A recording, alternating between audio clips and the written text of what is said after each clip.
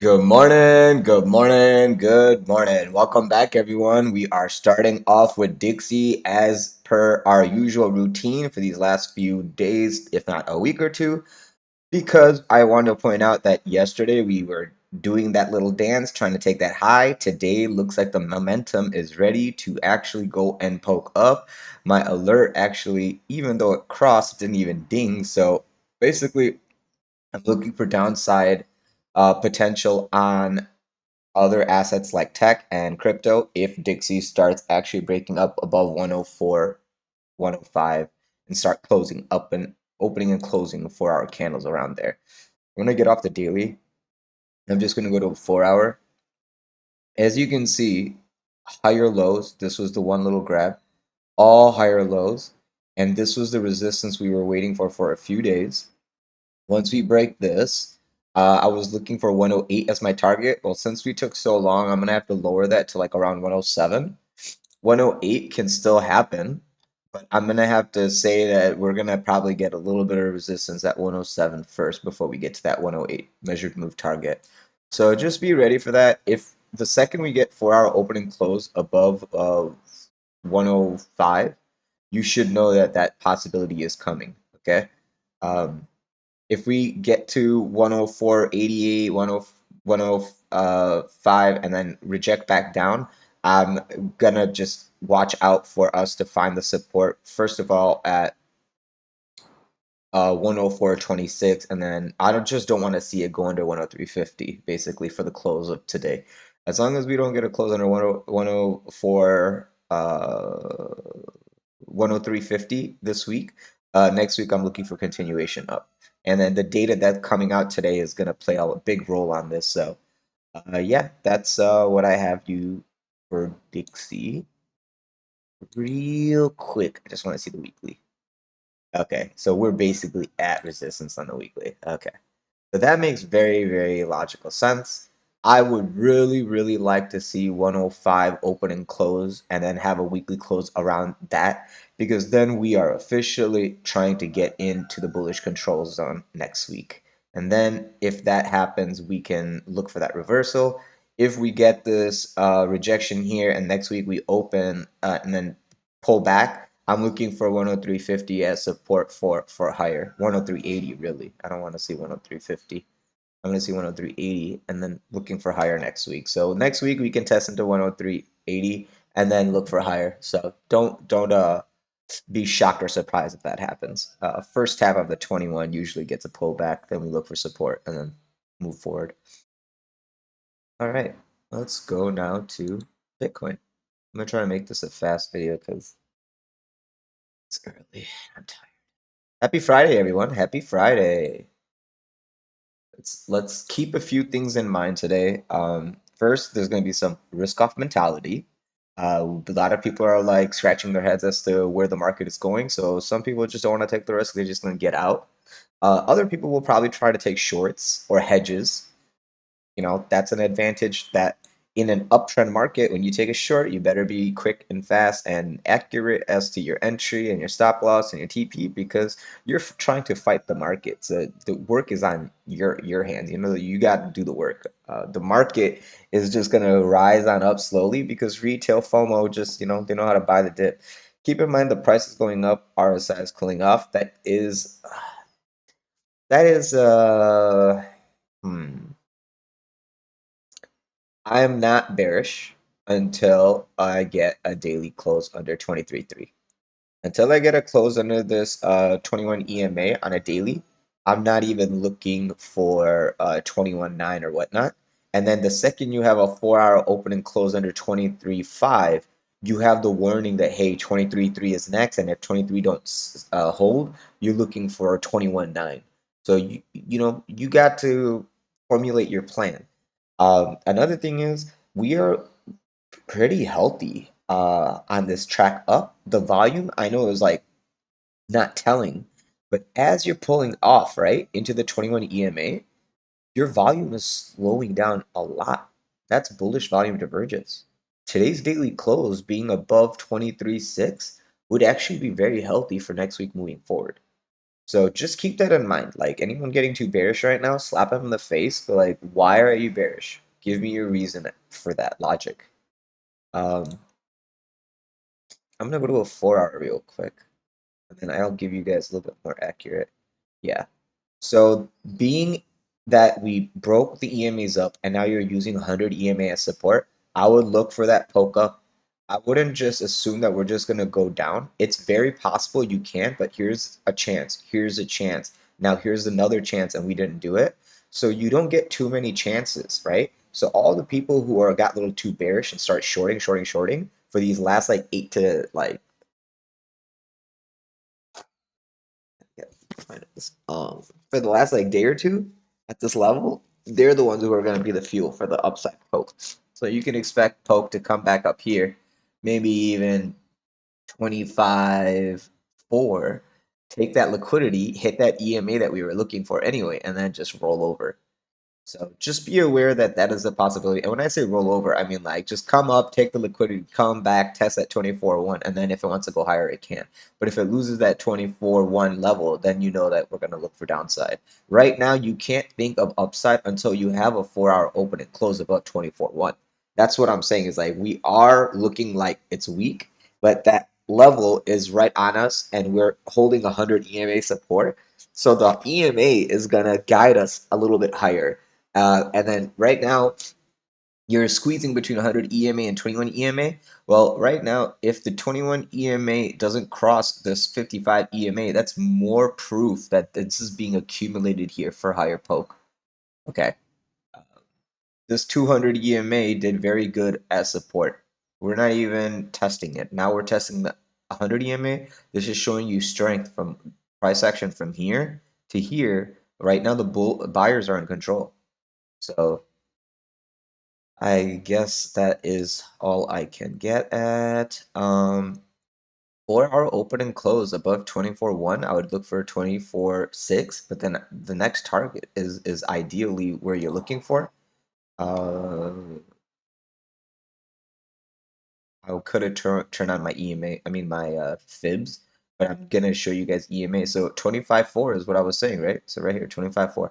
As soon as you close above 24-1, I'd look for 24-6. After 24-6, 4 hour open and close, I'm looking for 25-4.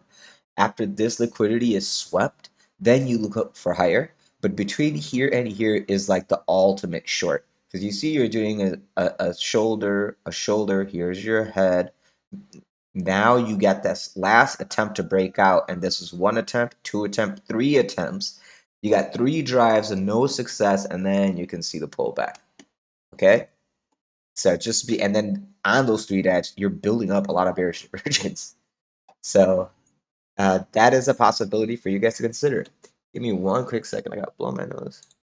Okay, so and then keep in mind that once you lose, if you can't break the midline, okay, and you want to take a short off of here, you can use a short here, stop loss above 24,650. If you're trying to take a long, you can take it off the 21 EMA at 23.4, 23.5, have a stop loss under 23.3. And then if any of this range breaks, right, you could take your next short at 26.6 or your next long at 21.9, depending on where the price action comes to at that time. I'm leaning more towards this kind of pattern. It's a triangle, pennant, rising wedge, whatever you want to call it. And we're just consolidating, and the consolidation is getting tight until it breaks out and wants to break up. I mean, even RSI wise, it's showing you that on a daily, on a 4 hour. Yeah, I mean, even on a 4 hour, look, you got 1 drive, 2 drive, 3 drive. This is 3 drives. So if it wants to do it, now's the time to like poke up. All right, now let's go to daily on ETH, and then I'm gonna get this video out to you guys ASAP because it looks like the upside poke is about to start. Good thing I made it early today. So here's the daily on Ethereum. Okay, same thing as Bitcoin. We started to pull down. We got this nice wick, closed above 21 EMA. Next day we tested it, closed above it. Today we're fighting 9 EMA. We're squeezing price action between 9 and 21 EMA on a daily price action. you are still not in the above under the zero point 0.5, so this is supposed to be considered bullish price action. You need to basically get a 4-hour open and close above 1653, 1655. You can look then for the resistance at 1680. Once you get the 4-hour above 1680, then we can look for 1750. And then after 1750, you can look for the higher levels such as 1880. To the downside, which is possible that we go to the downside, for our open and close, we're already doing it basically under our 1650 level, which is uh, one warning sign of downside. Okay, the next warning sign will be the next 4-hour open and close under 1625. You know that your 1600 is the next test, and then probably 1550, 1540 after that. You're not gonna uh, I don't think that 1600 level and 1590 level will last too many taps. We need to basically make every time we tap into that area, I would like to see a lower high. I mean a higher low, and then that way I can confirm that this uptrend is gonna be one of those like Quasimodo head and shoulder sideways, and then a pop up from there. Should I draw it? Here, let me go to my other chart and I'll draw it. Yeah, I don't want you guys to get too crazy with the chart that I have there. That's the members chart. Okay, here it is. Let me see what I got going on here. And then I will explain to you my doodle time logic. Mm, delete. So these are possible paths of price. I was trying to explain to someone. I was trying to explain to them why I shorted the 1725 area. What is all this? Take all this out of the way. This is because we're scalping very, very low time frames. This is how I knew to take that short over there too. Okay. I'm even gonna take this VPVR off. We don't need all that BS. Okay, so this is what we're looking at. And you know what? I'm gonna take this off too. Take this out. Clean this baby up. Take this out. Alright. I kinda wanna take this golden pocket out too. Let's just do it. Boom. We don't need any of that stuff. Here you go. What I see here is something like this. Okay. Something like this.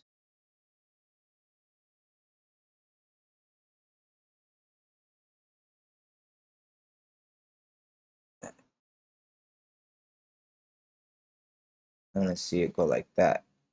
Okay. And then you're gonna basically take this neckline like this. And then you take that neckline, and that's your measured move up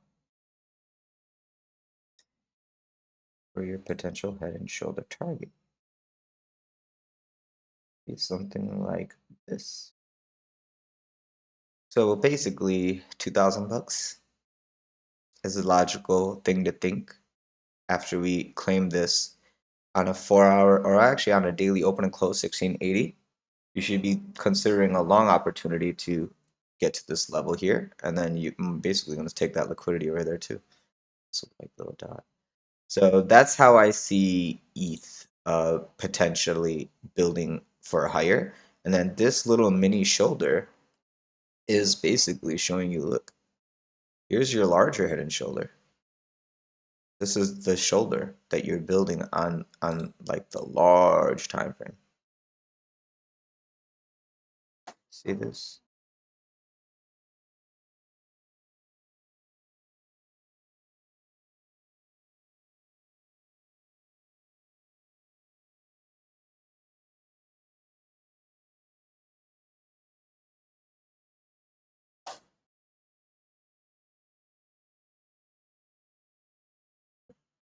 There you go.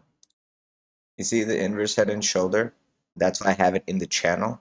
Once this channel breaks, we have the measured move basically going probably to 3,000-ish.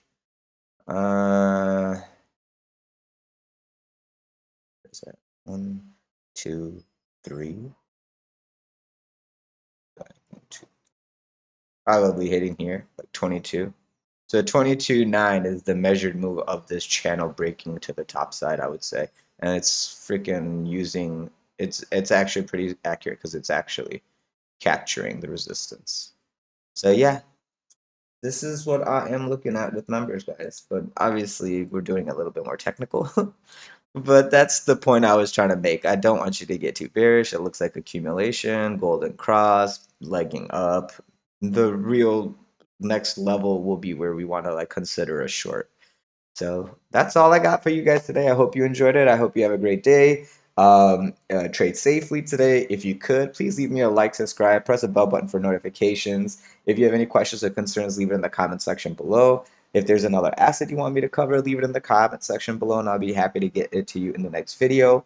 And then if you're interested in trading with us live, please feel free to join our Discord server. Plenty of amazing traders there bouncing ideas off. And because of one of them, our new member, Jason, who is leading the pack on the copy trading platform BingX. If any of you guys are trading in BingX or are interested in a copy trading service, feel free to join Jason. He's not charging anything, and he's doing pretty good. He's up like 20-30% on the last 20 some days. So feel free. And yeah, aside from that, if you're trying to join members and trying to get a little bit more serious about trading, feel free to join members. It's $20 a month. It's less than $1 a day. And what we do there for March, what we're going to do for March is every member is going to pick an altcoin and we're going to be charting it and trading it as a team. So I want to see how that works out for all of us since I don't trade alts. It's going to be fun to trade alts with you guys. Right now I'm in a Cardano long because of Jason. So thank you again, Jason. I wish you the best and endless profits in your future trading career. And I'm sure every single one of your followers are expecting great things from you. Aside from that, guys, I hope you guys have a great day. And yeah, come on, join the Discord server to give Jason some love and give me some love because I miss you. Thank you. Have a great day. See you soon.